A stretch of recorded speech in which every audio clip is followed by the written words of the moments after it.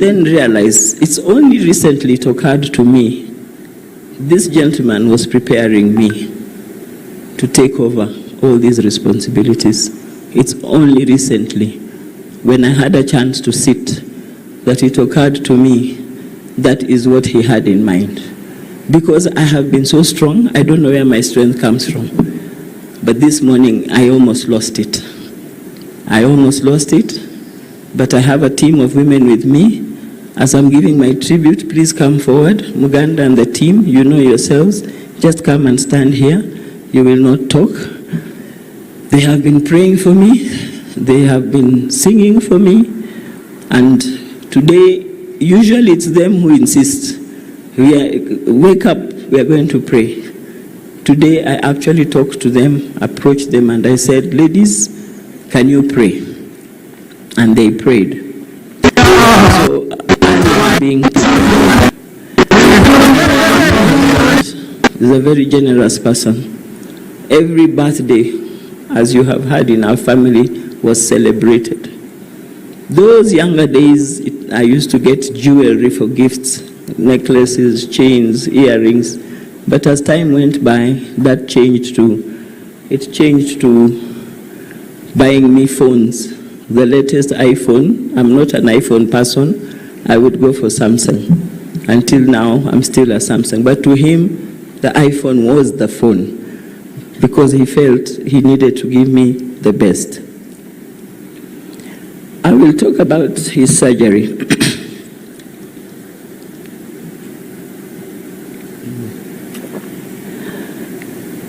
Now, he, as you have been told, and maybe before that, his favorite verse was read out here, and his favorite verse was Mark 8:36, and he loved saying that, "For what shall it profit a man if he shall gain the whole world and lose his own soul?" That is a verse he loved. Maybe before I talk of his illness, I can mention that dreadful day of August 15th, 3 days after Rachel's birthday. It was a hectic period for us, no doubt. I will not go into details, but for me, it was divine intervention, because just when he was trying to leave the house, he couldn't leave the house for one reason or the other. We requested, the Archbishops of Olesapit called in to request him to assist in clearing the protocol processes, so that since he had already decided that he was going to announce the results on that day, Olesapit called in to say, Archbishop Olesapit, he called in to say, I need you to assist me clear the religious team into the Bomas because the queues are heavy. And when I asked who had called in, because he had received almost 4 or 5 calls before that, and he kept on saying, I don't like these calls I am receiving. So when I asked, so who has called in? He said it is the Archbishop. He explained what he was trying to say, and I told him, please request the Archbishop to come home. They said, but they're just 5 minutes away. Are you ready to receive guests? I said, yes. So in less than 5 minutes, actually 5 minutes, a team of 14 religious men drove into our compound. They came in, they stood in the sitting room, they said they are not sitting. And I said to them, every morning I pray for my husband. Every morning we stand at the door and I would say, I'm praying for you, I'm praying for your wisdom, that God gives you direction. That started in 2017. I told the Archbishop, today I could not pray. So please, just pray as he proceeds to Bomas. And the Archbishop prayed. They all prayed. I offered them tea so that I could delay them a little because my husband had come in early in the morning. He had taken a rest and I needed him to, he was still dressing up. And they said, no, we are not sitting. We have prayed, we want to leave. I used the security guards to delay him. Thank you, Mahanu, who was head of our security. He ensured they tried to delay, and the next thing there was a procession to Bomas, and with this gentleman in the middle of that procession. That's how he got to Bomas. The rest, you know, and you saw. For me, that was divine intervention. Because he came home and he said, I saw somebody point a gun at me. And I think it was the security that pushed him down, and then they took him out. I tried to ring him when the fracas was taking place. Even before the fracas, we tried to reach him. We couldn't reach him because Rachel's friends were telling her, your father is being compromised. We hear he's delaying announcing the results. So when we tried to find out what is happening, we even called upon Sam Gituku. He happened to be airing Citizen Live. I asked him, I got his number, I called, I said, there's something happening at Bomas. Can you put it on air? And he said, I don't see anything happen. In less than a minute, he says, oh my God, I now can see what's happening. He says the only thing he could do for us was to refer us to some human rights institution, because there's nothing more he could do. But we thank him for whatever little that he did. So there was the fracas. I called in. I tried to reach him. I couldn't reach him.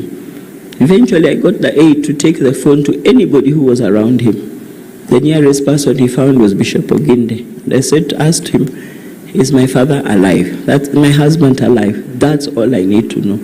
He said, yes, I can see he's alive. I say, you're a man of God. Please speak the truth. He says, it is the truth. Your husband is alive. So that is how that day went. Of course, there's so much more to it. If you're interested, you'll have to look for me at another time. But I don't think it's a discussion we really want to engage in, because it was very rough for us as a family. Jonathan and Emmanuel were not in Nairobi, yet people kept on coming in and telling the aides, the brother is here, he wants to come in. But we thank the security that we had on that day. So this handsome gentleman of mine, I will not go into the story. You were told about the first surgery.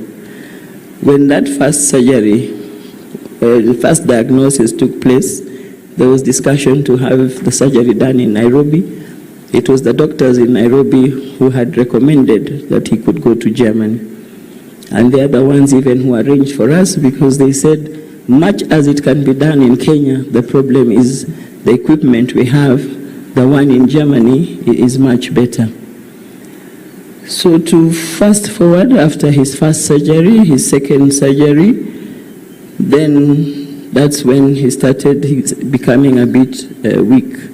And eventually he was admitted on the 9th of December. When he went in on 9th December, he was not going for admission. He was going for a review for an MRI. Unfortunately, they said he needed to be admitted. He stayed in, and just when he was about to be discharged, he picks a hospital infection, so they can't discharge him. So the time that when we kept on trying to get the doctors were willing to discharge him, but just when they're about to discharge him, when he's getting better, they find he has an infection in the chest or an infection here and there. So eventually he was discharged, and he was discharged to palliative care. At this point, he was not speaking. And at that point, a Right Honorable Speaker had visited him in the ICU. At that point of ICU, he would have movements. He would respond with his hands or his eyes. And also, we received a visit from the governor of Trans Nzoia, who also visited him. Again, that time, he was now really getting down. So, because he stayed in hospital for so long, he stayed in hospital the whole of December. His birthday is on the 22nd, as you can see. We celebrated his birthday there. Then on the New Year, Christmas, we were all together with the family. We celebrated Christmas with the children and his caregiving team in the hospital. But for the New Year, the children needed to go and celebrate. And I told them, go ahead, leave me with your dad. So I slept with him in hospital from the 29th, 30th, 31st, and 1st. Because now we never gave it a chance. We always had shifts as children and as myself. We never left the chairman alone from the day of his first surgery. We always had shifts. And that's why I'm saying even in Germany, Emmanuel stayed the longest because he's self-employed. The rest of us would go for 2 weeks or 3 weeks, and that cost a lot in terms of fare. So as I proceed, I just want to say that it's been very difficult to write this tribute. It's not easy to put it together, but I can't say so much. As I proceed, I am requesting Dr. Samson Oyugi to please come forward. I want to say that the strength I have is because of the visits, the number of visits we have received. Politicians seated here who are visiting. Right Honorable, you had no choice. You are my nephew. So you are always there, and we thank you for that. The MP for Kwanza, Ferdinand Wanyonyi, if you are here, thank you very much. Yes, thank you for allowing us to come. We were there on Thursday because my father-in-law insisted that he wanted his son to be taken to his home. Ferdinand, thank you very much. We are very grateful that you made it possible. And not only that, we refused to allow politics. We said we just wanted to mourn with my mother-in-law and the siblings, and we did mourn. Yes. And we had a good session with the pastors, the Church of Elimu, the bishop. We are very grateful. So after that, we proceeded home. So I must say, those visits, Mheshimiwa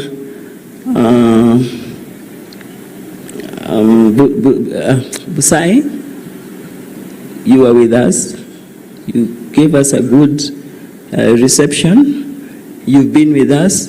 You even visited Nairobi. Also Ferdinand visited Nairobi.